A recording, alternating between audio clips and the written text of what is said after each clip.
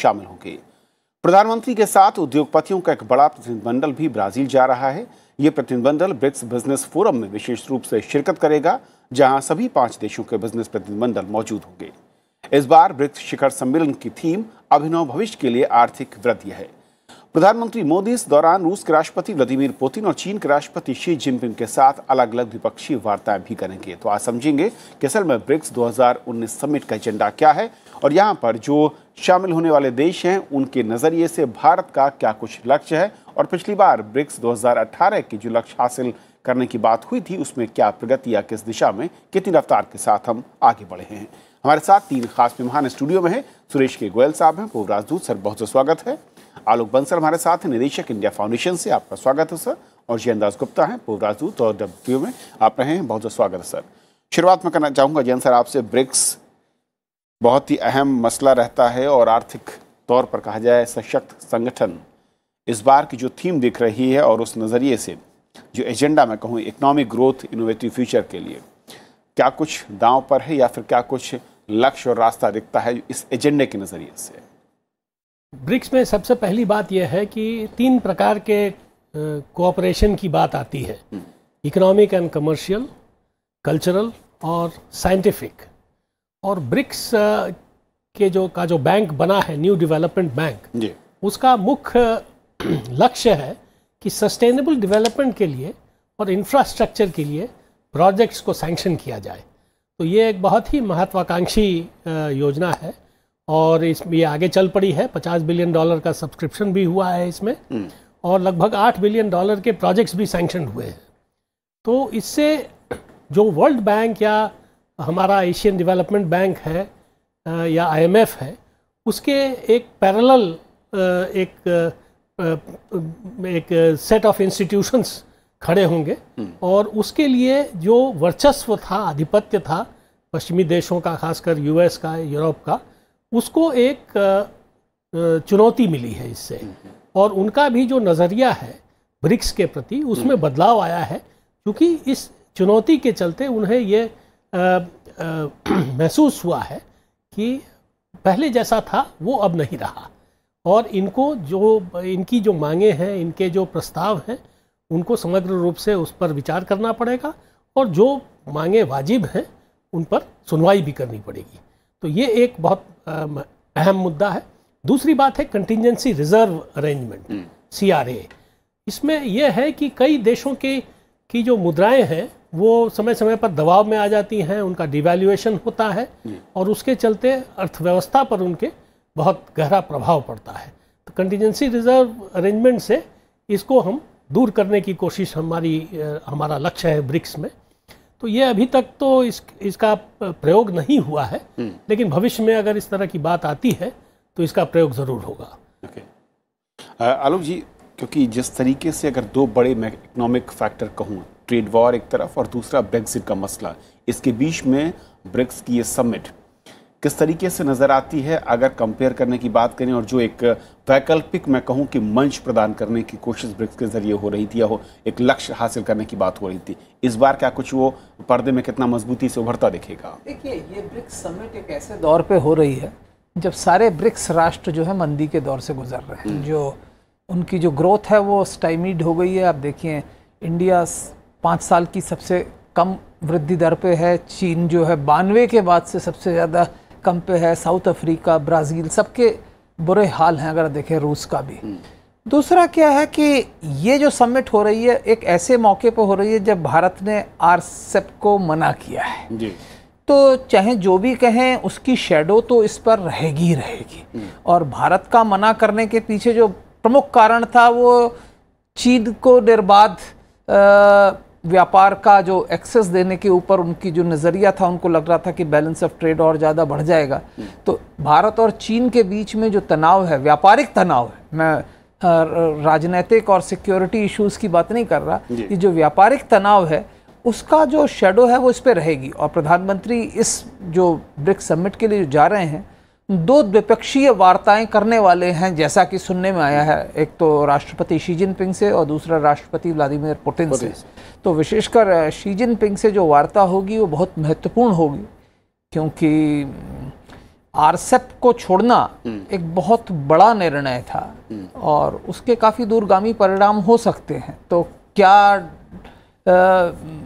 वैचारिक वो होता है, मतभेद क्या थे और क्या दोनों नेता जो हैं एक दूसरे से जब बातचीत करेंगे तो कुछ चीज़ें उसके बाद कुछ निकल कर आ सकता है। वैसे ही रूस के साथ और जो जो मुद्दे हैं बड़े वो तो बता दिया। जैसे हमने ब्रिक्स बैंक की स्थापना की थी, उसका अभी क्या हो रहा है, $100 बिलियन क्या कहते हैं उसकी कैपिटल होनी थी, क्या है अभी सुना है सिर्फ। उसकी क्या डिस्पर्समेंट पॉलिसी है, क्योंकि ब्रिक्स बैंक को एक बहुत बड़े फैक्टर के रूप में देखा गया था, एक ऑल्टरनेटिव इमर्जिंग मार्केट के लिए एक बहुत बड़ा हमने ऑल्टरनेट टू वर्ल्ड बैंक या IMF के लिए शुरू किया था। बट मुझे लगता नहीं कि उस तरीके का उसका जो है अभी तक जो डिसबर्समेंट्स हुए हैं भाई, क्योंकि क्या है, बैंक किस लिए है, अगर आप कर्ज देते हैं जो प्रोजेक्ट्स हैं उनको तो उसके ऊपर है। मुझे नहीं लगता कि उस तरीके से हुआ। मेरे ख्याल से मुश्किल से 16 या 21 बिलियन डॉलर तक का डिसबर्समेंट है उसका। तो अभी तो हम IMF और वर्ल्ड बैंक के तो हम कुछ भी नहीं है।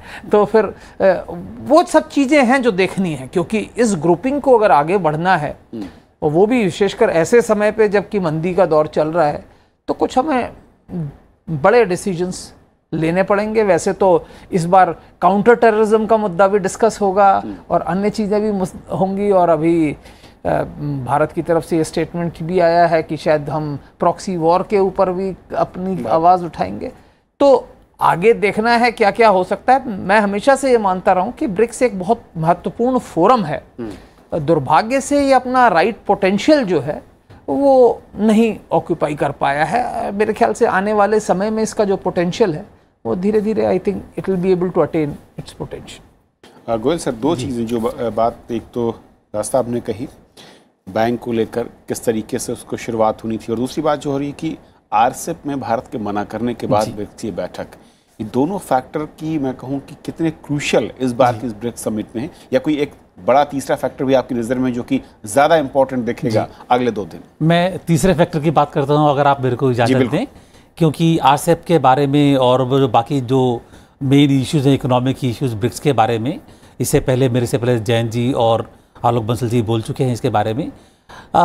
देखिए, मैं आरसेप जाहिर सी बात है कि भारत और चीन अगर एक तरह से देखा जाए उभरती हुई बल्कि बनी हुई जो दो सबसे बड़ी अर्थव्यवस्था हैं वो इसमें हैं, तो नेचुरली उनके बीच के जो मुद्दे हैं वो तो सम्मेलन में आएंगे ही, पब्लिक फोरम में ना आए तो बातचीत में सामने आएंगे ही, और उसका एक असर पड़ना ही लाजमी सी बात है। ये मैं जो देखता हूँ ब्रिक्स को एक ये ट्रेड पैक्ट नहीं है, कोई ट्रेड फोरम नहीं है, ये कोई इकोनॉमिक अलायंस नहीं है।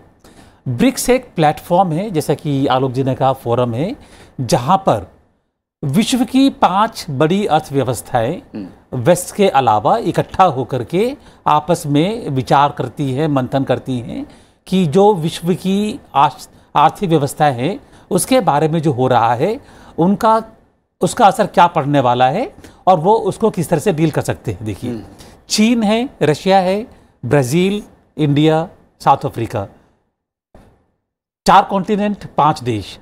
चाइना और इंडिया ही 2 देश ऐसे हैं जो एशिया से वहाँ पर हैं और होने जरूरी थे क्योंकि सबसे बड़ी अर्थव्यवस्थाएं यही हैं।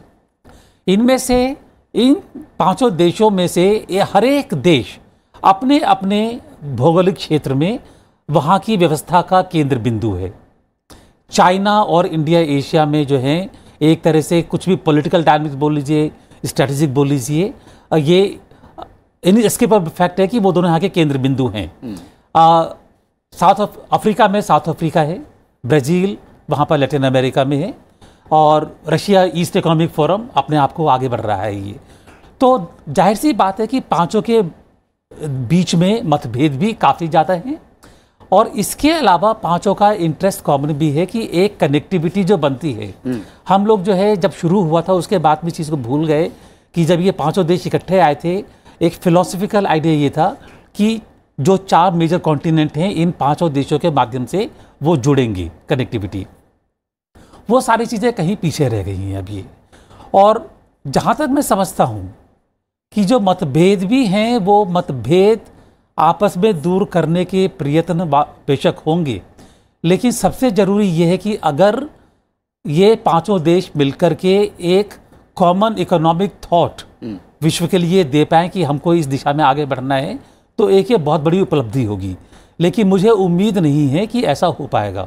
किस लिए कि भारत और चीन और रशिया, ये तीनों ही देशों की जो आर्थिक व्यवस्था है और तीनों के ही जो एम्बिशंस हैं, वो एक तरह से एक दूसरे को चैलेंज करते हैं। ओके जी, ऐसे में दास साहब, जो बात की आर्थिक मंदी जिस तरीके से उसकी आहट, और ये जो पांचों बड़ी इकोनॉमिक कंट्री में कहूँ, और ऐसे में इकोनॉमिक ग्रोथ, इनोवेटिव फ्यूचर, तो क्या कहीं दूसरे शब्दों में कि कैसे इससे बाहर या इसके असर को कम करने की कोशिश, वो भी एक बड़ा एजेंडा यहाँ पर दिख सकता है? कुछ नए ऑप्शंस या नए विकल्पों की तरफ जाने की बात हो सकती है?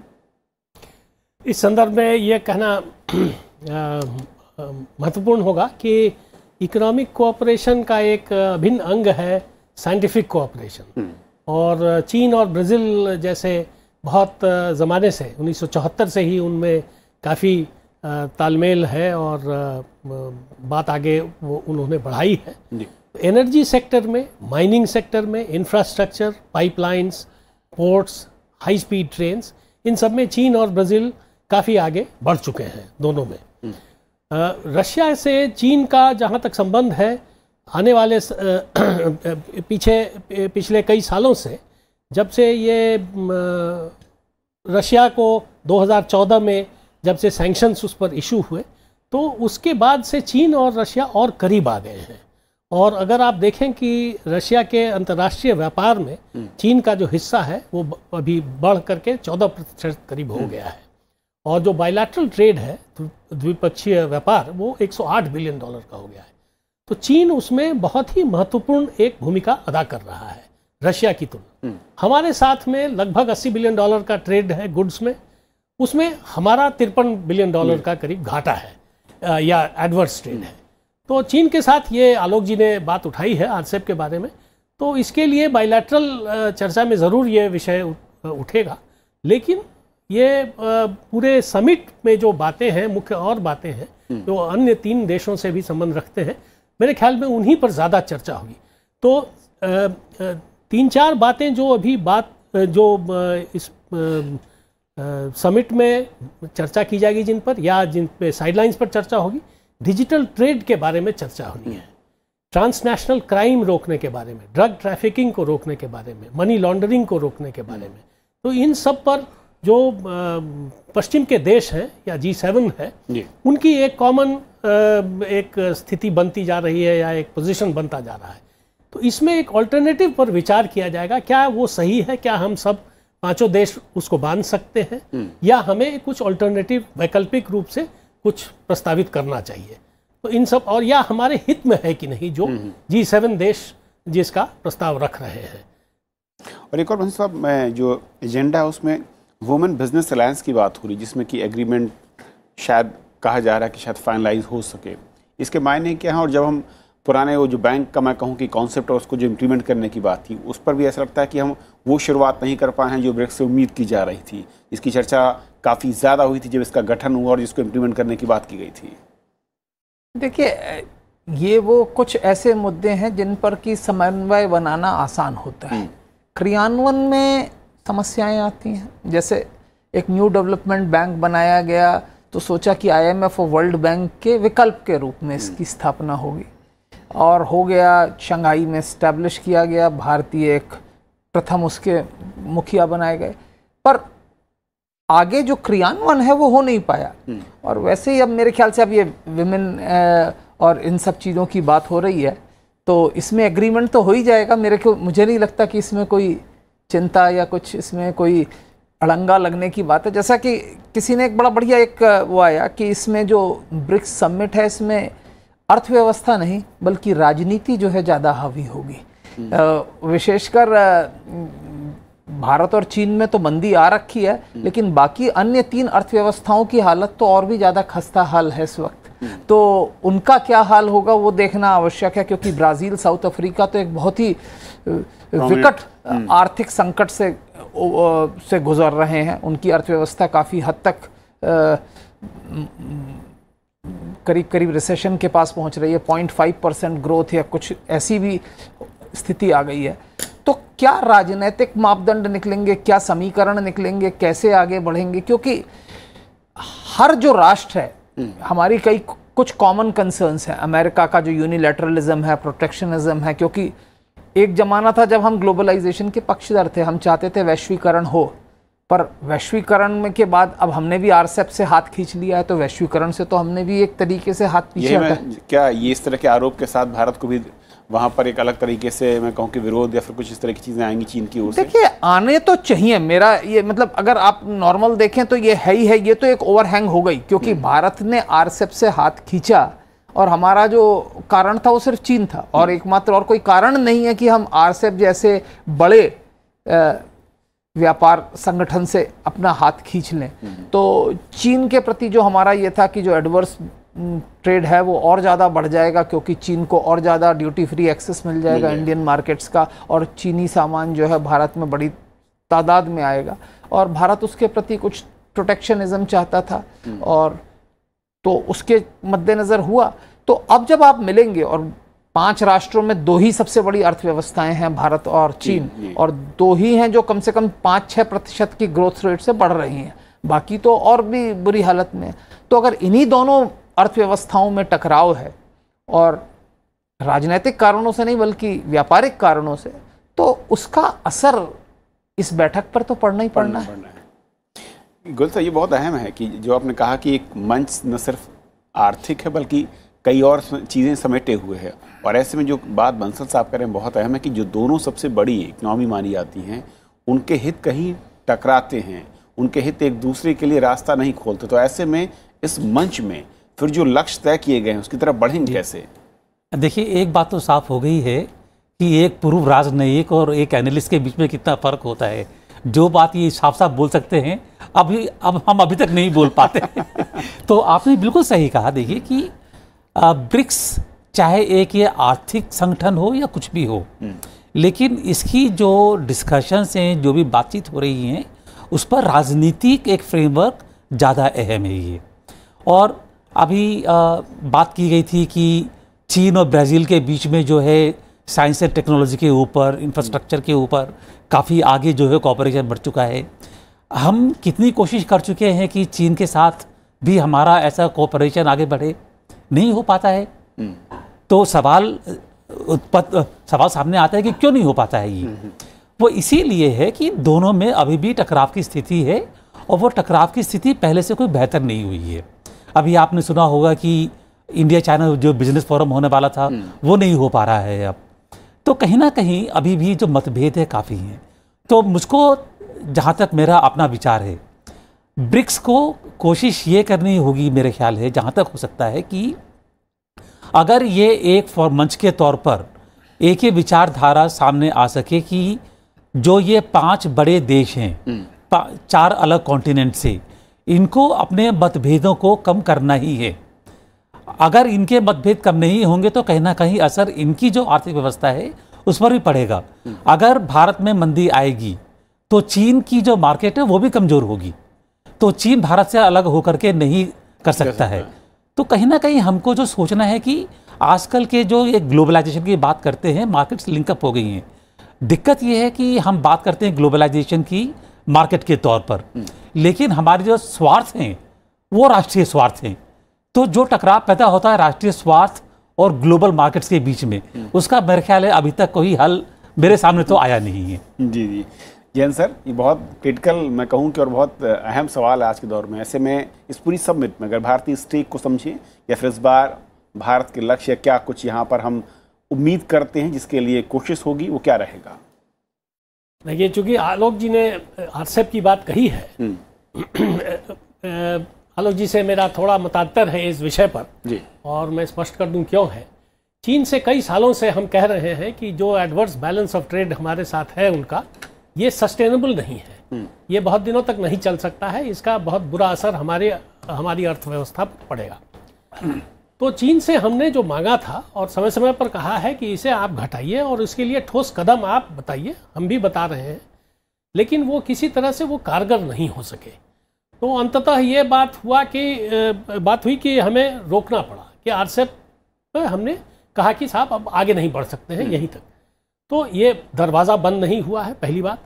दूसरी बात है कि हर देश के लिए अपने राष्ट्रीय स्वार्थ हित की रक्षा करना सर्वोपरि है। बिल्कुल। तो उस लिहाज से हमने जो किया है मेरे विचार से सही किया है। लेकिन क्या ये इसी तरह का टकराव ब्रिक्स में भी कहीं कुछ दिख सकता है? चीन के साथ देखिए और कई बातें हैं, जैसे वीज़ा वाली बात है और हमारे सीमांत को लेकर के बात है, कई और बातें हैं। तो चीन और सुरक्षा का भी एक प्रसंग उत्पन्न होता रहता है। तो इसलिए ये मतभेद रहेंगे और जब तक कि आपस में ट्रस्ट डेवलप नहीं करेंगे और एक लेवल ऑफ कंफर्ट नहीं होगा, तब तक इसमें सामान्यता नहीं आएगी। ब्राज़ील और रशिया के साथ भी अगर आप याद करेंगे, 20 साल पहले चीन की भी समस्याएं थीं सीमांत को लेकर के ही। लेकिन चूंकि रशिया अब एक तरफ हो गया है और चीन के साथ उसकी सहभागिता में उसे दोनों देशों को लग रहा है कि दोनों को फायदा होगा, इसलिए वो और गहरे होते जा रहे हैं संबंध। तो ये स्थिति आ सकती है हमारे और चीन के बीच में भी भविष्य में, इस समय नहीं। तो इस समय जो हो रहा है इसे दरकिनार करके एक यूनाइटेड फ्रंट ब्रिक्स की ओर से, जो हमारे हित के हैं, सामान्य हित में है पांचों देशों के लिए, उस पर हमें ध्यान केंद्रित करना पड़ेगा। उसके लिए हम क्या कॉमन प्रोग्राम बना सकते हैं, किस तरह का कॉमन स्टैंड ले सकते हैं, उस पर विचार करना पड़ेगा। आलोक जी, क्योंकि भारत मीटिंग में एक बड़ा स्टेक होल्डर, और जैसा कि दोनों पैनलिस्ट और कह रहे हैं कि भाई चीन के साथ जो चीज़ें हैं वो कहीं ना कहीं आड़े आती हैं बड़े मंचों पर हमेशा। यहाँ पर जो लक्ष्य ब्रिक्स का एजेंडा दिख रहा है उसमें भारतीय हित कहाँ पर है और कहाँ तक हम जा पाएंगे? देखिए, मैं पहले ये बात करना चाह रहा हूँ, जहाँ तक सवाल भारत और चीन के संबंधों का है, ये एक दुर्भाग्यपूर्ण स्थिति है कि जो 62 के घाव हैं वो कभी भरे नहीं गए और इसके कारण दोनों देशों के बीच में एक अविश्वास का माहौल है। चीन के साथ जो हमारी समस्याएं हैं वो अधिकतर जो है परसेप्शन की प्रॉब्लम है बजाय कई जगह हकीकत की, क्योंकि वो ऐसा कर सकता है, ये ऐसा कर सकता है, इसलिए ऐसा हो सकता है। इस पर अधिकांश चीज़ें टिकी हुई हैं। सुरक्षा का जो माहौल है वो भी है, उसका भी मैंने कहा, सीमाओं का जो है, समस्याएं गहरी हैं, पर चीन और रूस ने अपने संबंध सुधारे। मेरा व्यक्तिगत रूप से ये मानना है कि मल्टीलैटरल फोरम में चीन को ज़्यादा बाध्य किया जा सकता है बजाय द्विपक्षीय बातचीत के अनुसार। अगर आपको व्यापार घाटा कम करना है तो एक मल्टीलैटरल फोरम में चीन से कंसेशंस लेना मेरे विचार से ज़्यादा आसान है बजाय इसके कि द्विपक्षीय व्यापार वार्ता में करा जाए। तो ये एक समस्याएं हैं।